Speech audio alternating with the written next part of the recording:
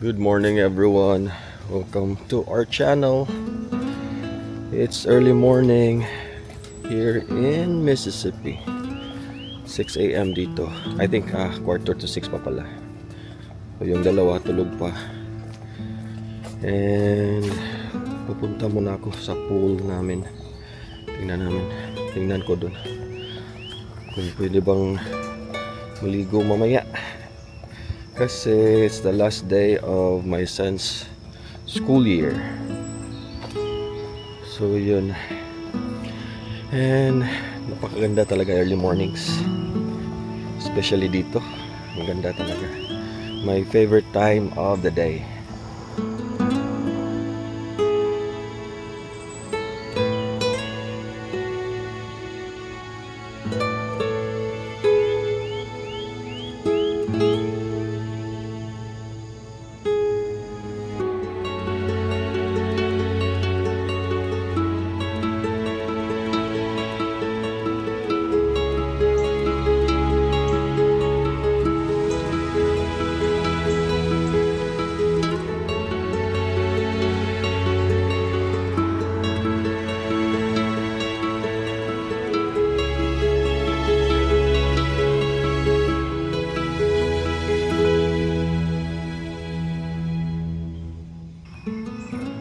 Make a video kasi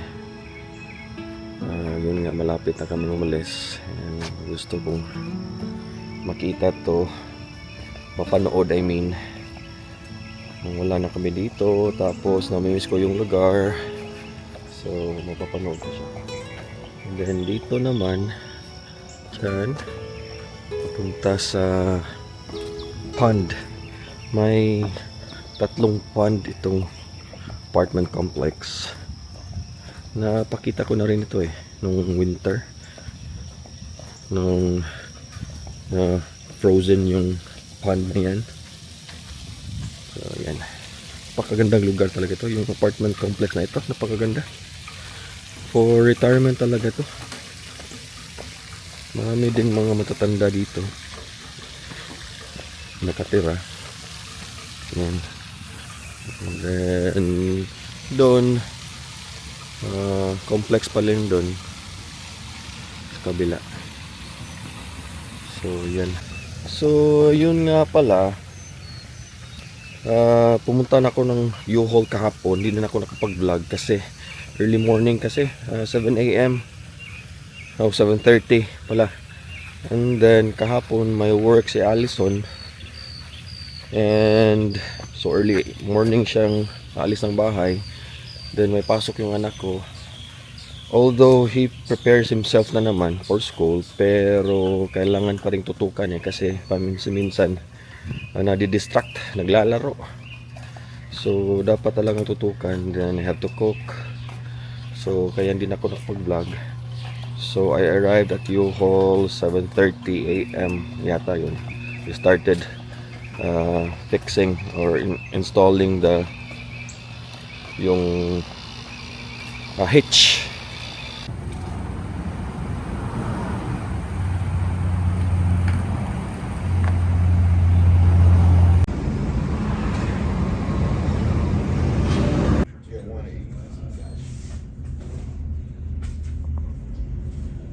So yun, they gave me instructions how to install yung ball ba ang tawag doon.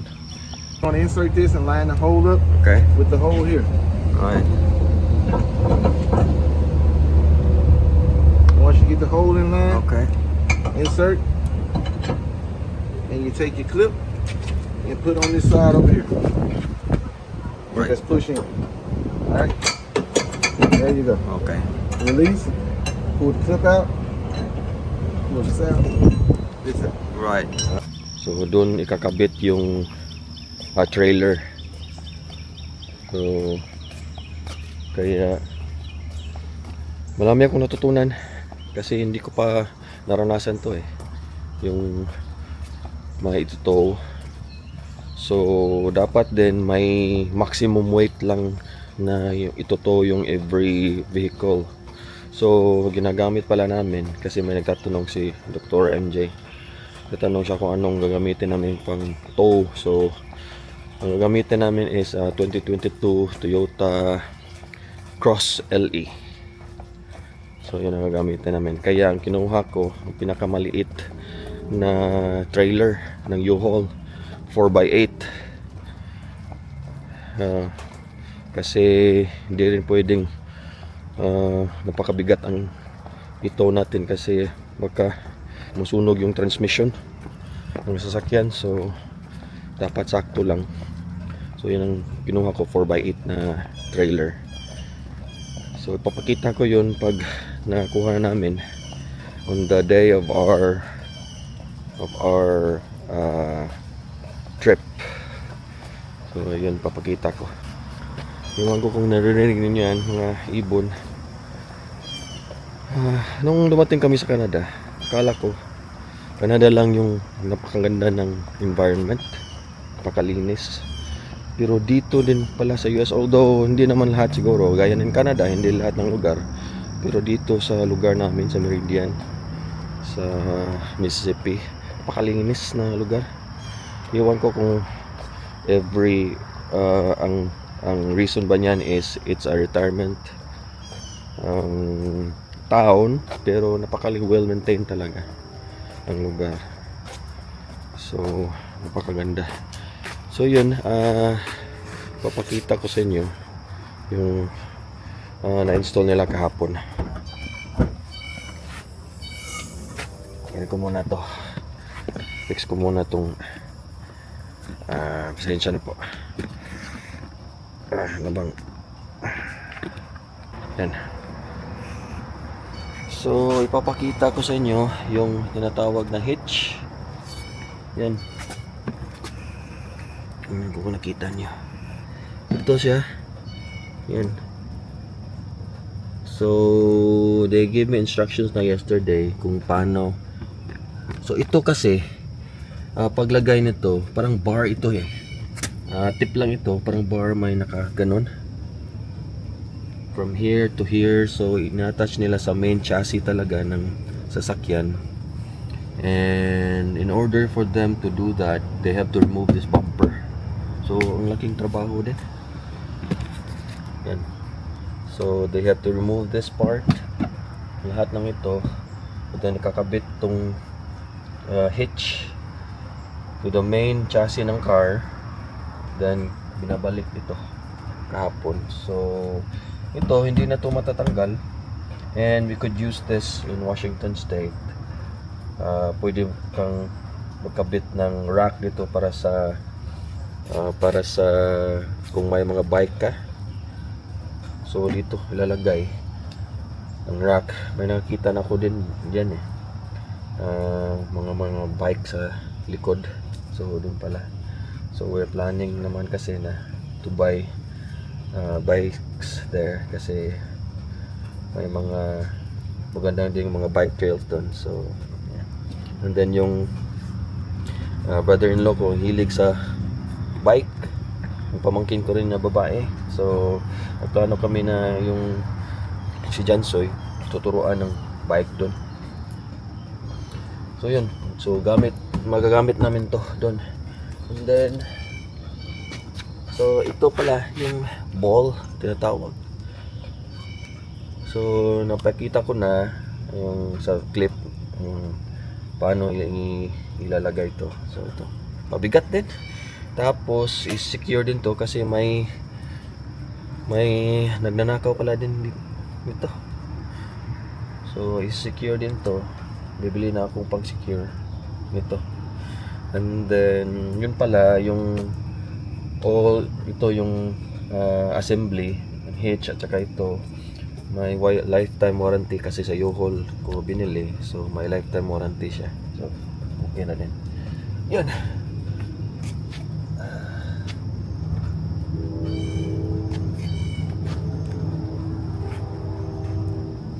So yun, kahapon din pala medyo na busy ako din kasi itong sasakyan kasi namin pinamaintain ko sa dealership ng Toyota. So pumunta ko kahapon Kasi nga malayo nung road trip namin, 2,500 miles. Iwan ko kung ilang kilometro yun. So pinatingnan ko kung if she is road worthy na ba, na ganun kalayo na biyahe. So pumunta ako doon. Yan ang ginamit namin. It's a 2022 Toyota Cross LE. So pangalawa sa pinakamababang trim. Kasi I think yun lang ma-afford na namin, and hindi naman kasi talaga kami mahilig sa sakyan. And pinaka importanteng reason is yung budget. Ayaw naming malaking porsyento ng income namin mapunta sa sakyan. So yun lang namin. And napakaganda naman, napaka fuel efficient niya. Tapos walang problema kasi pinamaintain namin kasi talaga. And so yun nga, I told them na kailangan namin ng kailangan namin ito para sa road trip. So yun, pinainan nila lahat, mga filters change, oil change, brake fluid, transmission, lahat. And then they told me na it's good to go for the trip. And yun, tapos pumunta din ako ng car wash kasi ang kalat ng sasakyan ng misis ko, ni Allison. Daming wrappers. Tapos yun, kasi naman I understand naman, in her defense, dyan kasi siya kumakain ng breakfast while on her way to her work. 36 miles din kasi. So I understand naman, kaya ganun. Ayan, wala nang oras pag uwi sa bahay, natutulog. So ganun. So I cleaned it up, everything's good. So ready na tong sasakyan na to. Ready na yung hitch, assembly, some security sa property namin, sasakyan. Yun na yan. Although may binili pa ako, hindi pa dumating, pero it will arrive before the scheduled trip namin. So yun. And we are excited and anxious at the same time, kasi hindi basta-bastang trip to eh. Medyo malayo din. 2,500 miles. Papakita ko sa inyo kung anong in relation to the distance kung biyahe mo sa Pilipinas. Papakita ko maybe in another vlog para may better perspective yung nasa Pilipinas. So yun, medyo mahangin dito ngayon. Kaninang umaga umulan. Ewan ko kung naririnig nyo yan. Yan, hindi ako nakapag ng mic. Pasensya na po if yung may wind distortion sa video na to, kasi hindi ko na kuha yung mic eh. Nandun sa loob ng box. So yun, punta muna tayo sa labas. Tingnan natin kung anong meron. So ito yung sky dito ngayon. Yan. Dapat sana ganitong oras yung araw nandyan na sa taas. Medyo mga ganyan siguro na kung walang ulan, pero maulan nga. So yan, medyo maglakad-lakad lang muna ako dito kasi mamimiss ko yung lugar na to. Dali ko kasi ma-attach ng isang lugar. It's just my personality, and gusto ko ding i-enjoy talaga yung lugar kung saan ako naroon. Yung sa Manila, naglalakad din ako sa ano bang tawag doon, yung sa church, sa Black Nazarene Church. May market doon, street markets doon. So naglalakad-lakad din ako doon in the early morning, kung anong mabibili. So I really like it, the hustle and the bustle. Bustle ba ito? Yun, iba-ibang tao, iba-ibang pamumuhay. So I really like it, kaya I enjoy talaga mga trips namin. Yung iba-ibang tao makikita mo, may iba-ibang life.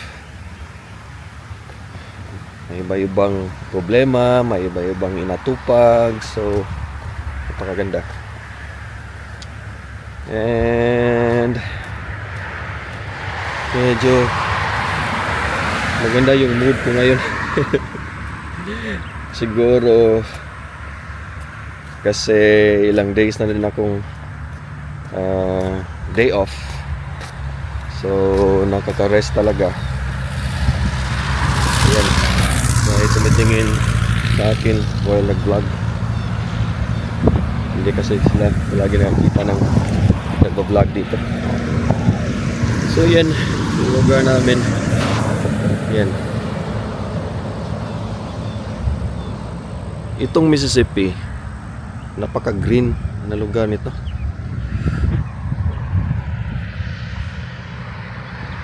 Yan. And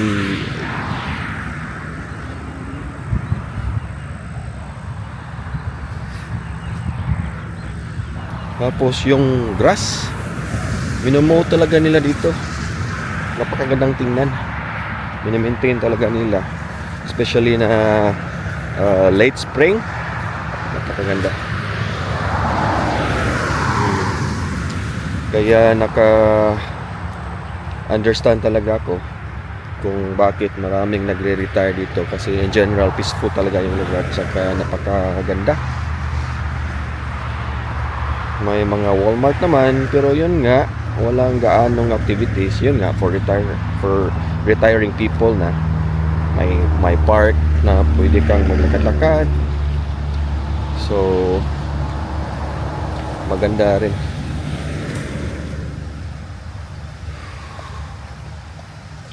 Yan ang entrance ng apartment complex namin.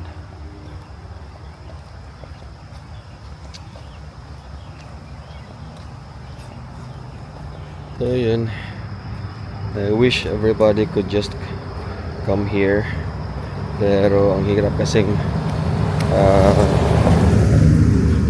makarating din dito. Yung visa, pahirapan din. Kasi kahit yung mga healthcare workers, hindi agad-agad nakapunta dito eh. Yung sa mga nurses, yung visa, may tinatawag kasing retrogression. Yun. So, sa pag-apply nila ng visa, may tinatawag na priority date. Yung priority date, kung kailan natanggap ng USCIS yung application mo for the visa. So, may priority date yun. Yung priority date, hindi palaging current eh. Like ngayon, example, November 2022 yata yung 2022 pa yung priority date.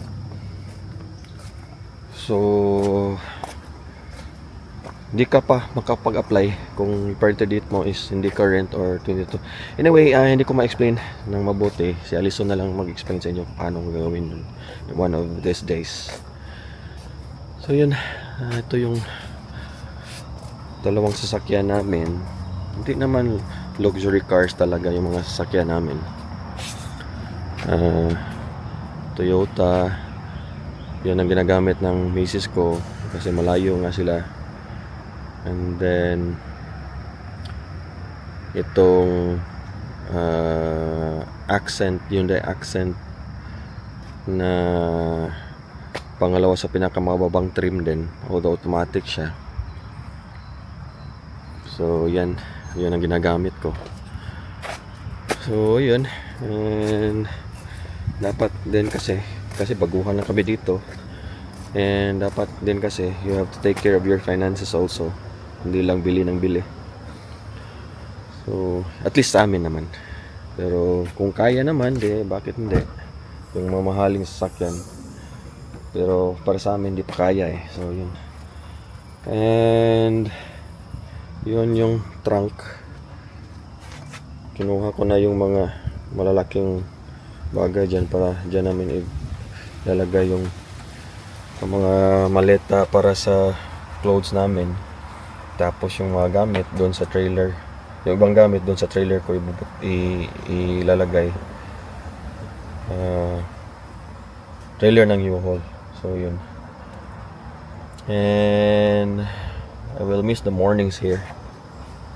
Pero I'm sure maganda din naman yung mornings doon sa Washington.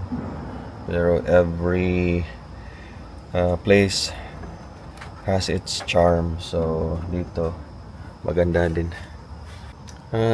Yun lang muna yung vlog ko ngayon. Gusto ko lang ipapakita sa inyo yung konting update sa mga preparations namin for our relocation. Kasi hindi din madali. So just in case then may mga kababayan tayo na nandito sa States na magre-relocate sa ibang state din. Kasi yung mga pumunta dito via EB3 or kahit ano, mga H1B, mga workers pupunta dito. Most of them kasi hindi yung state talaga na gusto nila.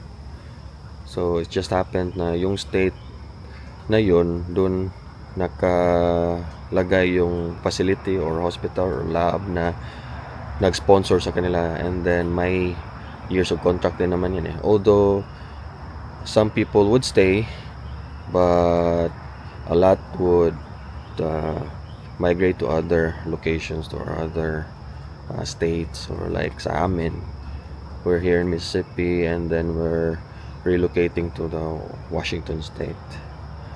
So yun na naman talaga yung plano talaga namin from the start. Live along the Canadian border para makapagbisita kami dun sa Canada, and my sister's also there sa Washington state. So yun na muna ang vlog namin ngayon, and as always we are grateful that you are watching. God bless you all and stay safe.